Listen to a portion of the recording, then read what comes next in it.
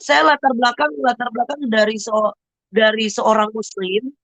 Satu keluarga saya pun tidak ada yang Kristen. Semua Islam.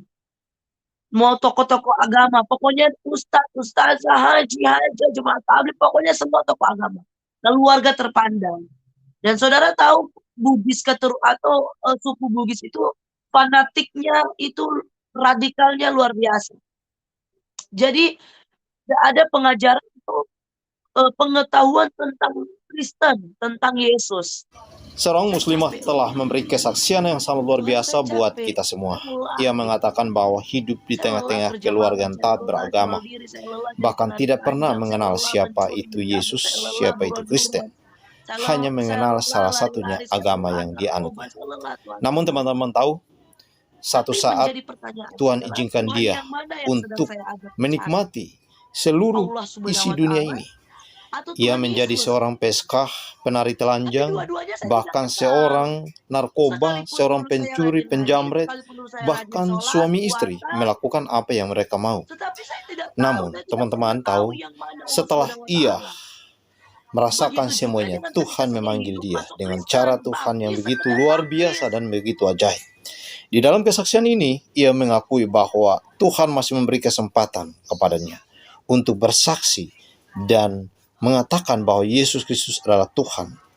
Ia memberikan kesaksian ini agar orang-orang yang masih di dunia, yang belum mengenal Yesus sebagai Tuhan dan Juru Selamat, biarlah mereka menjadi percaya dan beriman. Langsung aja teman-teman, kita simak kesaksian selengkapnya di video berikutnya. Ke Pulau Bali, awal tahun, sekitar bulan Februari kalau nggak salah, pertengahan Februari. Nah, sampai di sana kami pergi, saya melamar kembali, coba masuk ke tempat kerja saya yang dulu gitu. Tapi ternyata sudah full, ladies-ladiesnya. Akhirnya satu tempat kami dapat, itu tempat terkenal, Akasaka namanya. Di Pulau Bali.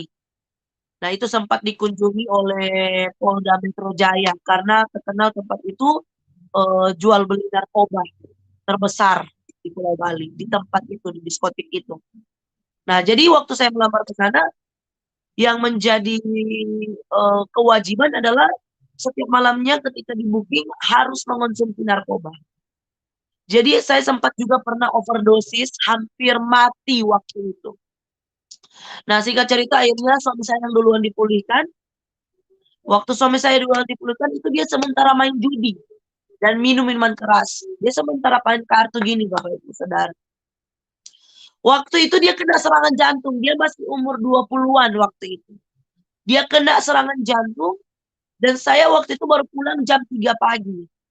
Jadi posisinya dia kena serangan jantung itu jam 3 pagi. Waktu itu saya lagi on, orang-orang Jakarta bilang on ya, lagi fly gitu karena banyaknya konsumsi narkoba waktu itu. Jadi kenceng biasanya seperti itu perkataannya ya, kata-katanya. Jadi waktu saya sementara on, sementara fly, dia udah kena serangan jantung. Akhirnya jam 3 pagi itu kami memutuskan untuk pergi ke rumah sakit yang ada di Pulau Bali. Waktu kami ke rumah sakit dari jam 3 pagi sampai jam 10 pagi itu nggak dapat penyakitnya apa. Sudah di CT scan, sudah di ronsen, sudah direkam jantung, sudah diperiksa semuanya. Beberapa kali bolak-balik. Itu tidak ketemu penyakitnya apa. Tapi jam 11 siang akhirnya ketemu akhirnya ketemu penyakitnya apa. Ternyata dia kena komplikasi. Pembengkakan jantung, kolesterol dan darah tinggi. Dia kena komplikasi, terus akhirnya dia dirawat di situ. Dan satu titik dia mengalami perjumpaan pribadi dengan Yesus. Nah, orangnya suami saya ini, dia tidak pernah masuk gereja. Nanti walaupun dia sudah terlahir dari Kristen, dari kecil dia tidak pernah masuk gereja. Bahkan dia masuk gereja pas nanti saat kami pemberkatan nikah di gereja. Bahkan biasanya di gereja itu dapat Alkitab pernikahan kan. Itu ketika saya baca, dia marah saya baca. Jadi dia ini tidak pernah tahu, sekalipun dia Kristen, dia tidak pernah tahu apa itu Alkitab, apa itu Kristen, apa itu Yesus. Dia tidak tahu. Ya dia cuma tahu dia sekedar Kristen. Dia tahu Tuhan Yesus, tapi dia tidak mengenal dengan baik seperti itu. Jadi waktu dia terbaring di tempat tidur, dia dengar suara Tuhan secara audible. Kuat banget terngiang-ngiang di telinganya. Di situ suara Tuhan itu bilang gini katanya, Alfa, cari Pak kita, nggak ada mau hidup. Itu bahasa Manadonya. Jadi bahasa Indonesianya, Alfa, cari aku maka kamu akan hidup. Nah ternyata itu ada di Amos 5 ayat 6a. Cari aku maka kamu akan hidup. Nah dia di situ imannya kayak dibangkitkan. Dia lepas tuh setiap infus, kabel-kabel yang ada dalam dadanya gitu. Dia lepas, dia cabut semua. Dan akhirnya dokter marah kan, dokter bilang, Pak, ini berhubungan dengan nyawa Pak. Kalau Bapak keluar dari rumah sakit, kami dokter angkat tangan loh ya. Enggak, dia bilang saya mau cari Tuhan. Nah saya kaget di situ. Saya bilang begini, cari Tuhan di mana? Dia bilang enggak mau tahu Fir. Pokoknya saya mau cari Tuhan, saya mau cari Tuhan. Antar saya cari gereja. Akhirnya kami putuskan kelilingi Pulau Bali untuk cari gereja karena di sana kan bukan berarti tidak ada gereja, ada, tapi kebanyakan pakai di hotel-hotel. Karena di sana kan banyaknya pura. Terus akhirnya kami ketemu dengan gereja itu dan dia didoakan di situ. Dia mengalami perjumpaan pribadi dengan Yesus, dia dijamah dan dilawat Tuhan, dan dia yang duluan dipulihkan oleh Tuhan. Nah, waktu itu kami bangun hubungan, doa bersama, diajari oleh pendeta untuk doa bersama setiap subuh, doa saat-saat teduh. Nah, waktu dia baca firman Tuhan, apa yang tersembunyi akan dibukakan oleh Tuhan. Dan di hadapan Tuhan tidak ada yang tersembunyi, semua terbuka dan telanjang. Waktu dia jujur, dia sering pakai perempuan, dia sering main belakang dengan sahabat-sahabat saya, teman-teman saya. Itu saya hancur, saya down. Luka yang dulunya belum sembuh dari keluarga saya, dari broken home-nya saya, itu dibarui dengan luka yang baru dari suami saya. Betapa hancur dan terlukanya saya waktu itu. Jadi waktu itu kayak seperti luka di atas luka. Dengan hal yang sama, perselingkuhan, dengan hal yang sama. Seperti itu. Jadi waktu dia jujur, saya minta dia cerai 7 kali.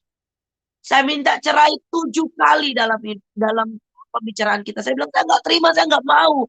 Saya sudah berjuang untuk kamu. Saya sudah jual diri untuk kamu. Saya sudah jadi perempuan yang hancur untuk kamu. Saya rela korbankan semuanya. Tetapi kamu balas dengan seperti ini. Tapi dia tidak pernah membalas setiap cekcokan saya, Bapak Ibu Saudara. Setiap kemarahan saya, dia tidak pernah balas dengan kemarahan. Dia diam, dia minta maaf, dia berlutut, dia cium kaki saya. Dia bilang, Fir, jangan lihat masa lalu saya. Jangan lihat belakang saya. Lihat saya yang sekarang, yang sudah dijamah dan dilawat oleh Tuhan. Saya nggak peduli waktu itu. Dia makan, dia selesai makan, dia minum, dia berdoa, dia baca Alkitab, saya tendang, saya marah, saya bilang panas telinga saya maki-maki dia.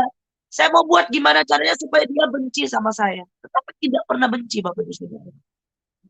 Malah dia tumpang tangan saya, dia doakan saya. Dan satu titik, waktu kami pergi ke gereja, dia ajak saya ke gereja, KKR. Waktu itu pendetanya ngomong gini, dia ngomong gini, apa kalau kamu tidak mau mengampuni, Bapamu di sorga tidak akan mengampuni. Seperti itu. Saya masih ingat sampai sekarang. Dan waktu altar call, pendeta itu panggil, ayo yang mau didoakan maju ke depan. Nah saya lihat nih suami saya cepat-cepat lari ke depan. Dia maju. Waktu didoakan, dia terlempar. Banting-banting diri. Gitu. Sampai saya bilang gini, ini pendeta atau dukun? Kok bisa-bisanya berdoa orang ini banting-banting diri gitu.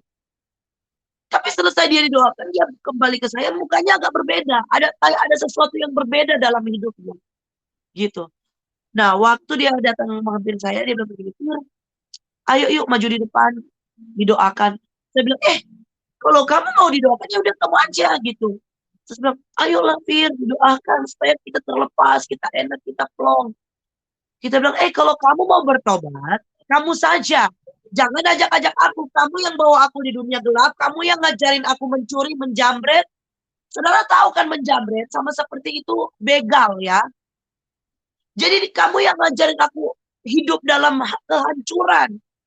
Kamu yang buat hidup aku seperti ini. Jadi kalau kamu mau bertobat, kamu saja jangan ajak-ajak aku. Dan satu sosok ini datang dari pintu keluar masuk dari lobi hotel. Dia menghampiri saya dari ujung kepala sampai ujung kaki. Itu penuh dengan cahaya. Bahkan mata saya sakit untuk melihat. Sampai saya gini nih. Bahkan lampu-lampu sorot yang ada di stadion bola kaki itu kalah terangnya. Bahkan matahari sekalipun itu kalah terangnya. Sampai saya bilang, ini siapa? Inilah suara Tuhan. Akulah Tuhan Allahmu, Allah Abraham, Ishak dan Yakub. Akulah Yesus Kristus. Dari situ saya belum percaya. Dia pegang tangan saya, dia bawa saya keluar dari lobi hotel, melewati pintu keluar masuk lobi hotel itu, keluar hotel, di halaman hotel. Dan dia bilang begini, Vira, pandang ke langit. Lah, saya kaget di situ. Kok dia kenal nama saya? Makanya firman Tuhan katakan, dia mengenal milik kepunyaannya. Tetapi milik kepunyaannya tidak menerima dia. 2 kali dia bilang, Vira pandang ke langit, sama seperti Abraham. Waktu saya baca Alkitab, Abraham pandang ke langit. 2 kali Tuhan bicara pandang ke langit. Sebagaimana bintang yang banyak itu di langit, sebegitu juga nanti keturunanmu. Sama seperti saya, Vira pandang ke langit, Vira pandang ke langit. Waktu saya lihat ke langit, dari A sampai Z, secara detail, Tuhan perlihatkan. Baik, maaf kata ya, baik sementara di hotel, maaf kata, baik sementara gaya apapun dengan om-om atau lelaki hidung belang. Mungkin orang berkata, oh terlalu vulgar kesaksiannya. Enggak apa-apa. Karena lewat kesaksian kita, iblis dikalahkan. Kalau kita tidak bersaksi, iblis tidak dikalahkan. Dan firman Tuhan katakan, jangan pernah malu bersaksi bagi nama Tuhan. Makanya saya tidak pernah malu. Kenapa? Loh itu kita kalahkan iblis. Jadi ngapain harus malu? Seperti itu. Itu kan dulu masa lalu kita. Itu dulu masa lalu kita. Jadi harus kalahkan iblis. Seperti itu. Baik saya sementara pakai narkoba, sabu-sabu, ekstasi, ganja. Semuanya. Baik saya sementara di diskotik, sementara menari telanjang. Telanjang tanpa busana, tanpa pakaian atau benang sekecil pun. Telanjang vulgar bulat seperti itu. Di depan banyak umum. Kalau mau dipikir, kenapa saya bilang gini, Tuhan, kenapa hidup saya hancur seperti itu? Apa yang Tuhan katakan? Vira, kalau kamu tidak mau bertobat, kamu dapat penyakit AIDS terus binasa. Tapi dia pakai bahasa Manado. Vira, kalau Ngana tidak bertobat, Ngana mau dapat penyakit AIDS binasa. Orang mungkin berpikir, Tuhan jahat banget ya. Pakai pengancaman, kamu dapat penyakit AIDS kalau nggak bertobat. Bukan Tuhan jahat, Bapak Ibu Saudara. Lebih baik dia tegur, dia hajar, tapi tidak binasa, supaya kita bertobat. Daripada dia sayangi, dia kasih dia tidak peduli, dan akhirnya kami binasa. Jadi lebih baik dia hajar kamu, dia tegur kamu, supaya kamu bertobat dan kamu tidak binasa, kamu diselamatkan. Seperti itu. Itu bukti atau dari bukti cinta kasih Tuhan dalam kehidupan saya. Dan dari situ saya bilang, Tuhan, kalau masih ada kesempatan saya mau bertobat, saya mau berubah, saya mau terima Engkau sebagai Tuhan dan Juru Selamatku. Dan saya mau katakan buat Bapak Ibu Saudara yang menonton live streaming ini, di dalam Tuhan selalu ada kesempatan. Asalkan pergunakan kesempatan ini.